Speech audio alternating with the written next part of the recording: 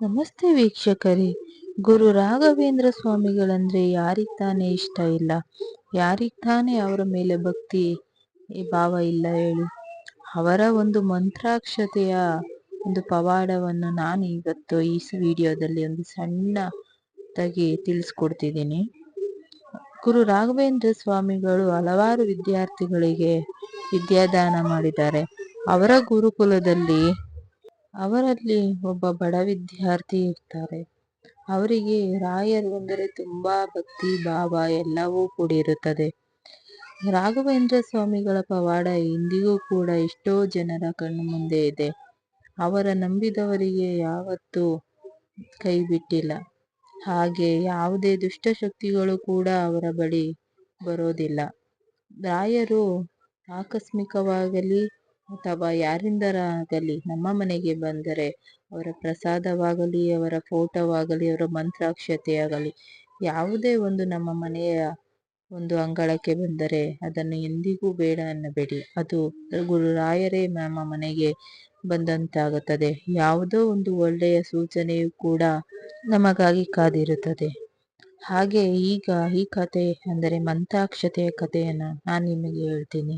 ಶ್ರೀ ರಾಘವೇಂದ್ರ ಸ್ವಾಮಿಗಳಲ್ಲಿ ಅನೇಕ ವಿದ್ಯಾರ್ಥಿಗಳು ವ್ಯಾಸಂಗ ಮಾಡುತ್ತಿದ್ದರು. ಅವರಲ್ಲೊಬ್ಬ ಬಡ ವಿದ್ಯಾರ್ಥಿ ತನ್ನ ವಿದ್ಯಾಭ್ಯಾಸವನ್ನು ಮುಗಿಸಿ ಹೊರಡುವಾಗ ರಾಯರಲ್ಲಿ ಬಂದು ತನ್ನ ಬಡತನದ ಕಷ್ಟವನ್ನು ಅವರ ಬಳಿ ತೋಡಿಕೊಳ್ಳುತ್ತಾನೆ. ನನ್ನನ್ನು ಅನುಗ್ರಹಿಸಬೇಕು ಎಂದು ಕೇಳಿಕೊಳ್ಳುತ್ತಾನೆ. ಆದರೆ ರಾಯರು ಸ್ನಾನದ ಸಮಯದಲ್ಲಿದ್ದ ಕಾರಣ ತಮ್ಮ ಬಳಿ ಕೊಡಲು ಏನೂ ಇಲ್ಲ ಎಂದರು.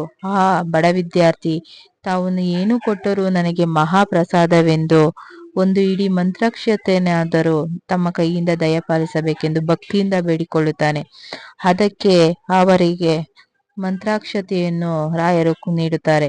ಆ ಮಂತ್ರಾಕ್ಷತೆಯನ್ನೇ ಮಹಾಪ್ರಸಾದವೆಂದು ಸ್ವೀಕರಿಸಿ ತನ್ನ ಊರಿನ ಕಡೆಗೆ ಹೊರಟನು. ದಾರಿಯಲ್ಲಿ ಕತ್ತಲಾಗಿದ್ದರಿಂದ ಅಲ್ಲಿಯೇ ಇದ್ದ ಒಂದು ಮನೆಯ ಜಗಲಿಯ ಮೇಲೆ ಮನೆಯ ಮಾಲೀಕನ ಬಳಿ ಅಪ್ಪಣೆ ಪಡೆದು ಮಲಗಿಕೊಳ್ಳುತ್ತಾನೆ. ಆ ಸಮಯದಲ್ಲಿ ಮನೆಯ ಮಾಲೀಕನ ಹೆಂಡತಿ ಗರ್ಭಿಣಿಯಾಗಿದ್ದಳು. ಮಧ್ಯರಾತ್ರಿಯಲ್ಲಿ ಒಂದು ಪಿಶಾಚಿ ಆ ಮನೆಯೊಳಗೆ ಹೋಗಿ ಹುಟ್ಟಲಿರುವ ಮಗುವನ್ನು ಕೊಲ್ಲಬೇಕೆಂದು ಅಲ್ಲಿಗೆ ಬಂದಿತು. ಆದರೆ ಜಗಲಿಯಲ್ಲಿ ಮಲಗಿದ್ದ ಭಕ್ತನ ಬಳಿಯಲ್ಲಿರುವ ಮಂತ್ರಾಕ್ಷತೆ ದಾಟಲು ಪ್ರಯತ್ನಿಸಿದಾಗ ಮಂತ್ರಾಕ್ಷತೆ ಬೆಂಕಿಯಂತೆ ಕಂಡು ಬಂದಿತು. ಇದರಿಂದ ಗಾಬರಿಗೊಂಡ ಪಿಶಾಚಿಯು ಭಕ್ತನನ್ನು ನೋಡಿ ಮಂತ್ರಾಕ್ಷತೆ ದೂರ ಎಸೆಯಲು ಹೇಳಿತು. ಪಿಶಾಚಿಯನ್ನು ನೋಡಿ ಹೆದರಿದ ಭಕ್ತನು ಮಂತ್ರಾಕ್ಷತೆಯನ್ನು ಅದರ ಮೇಲೆ ಎಸೆದನು. ಮಂತ್ರಾಕ್ಷತೆಯ ಪ್ರಭಾವದಿಂದ ಪಿಶಾಚಿಯು ಚೀರುತ್ತಾ ಅಲ್ಲೇ ಸುಟ್ಟು ಬೂದಿಯಾಯಿತು.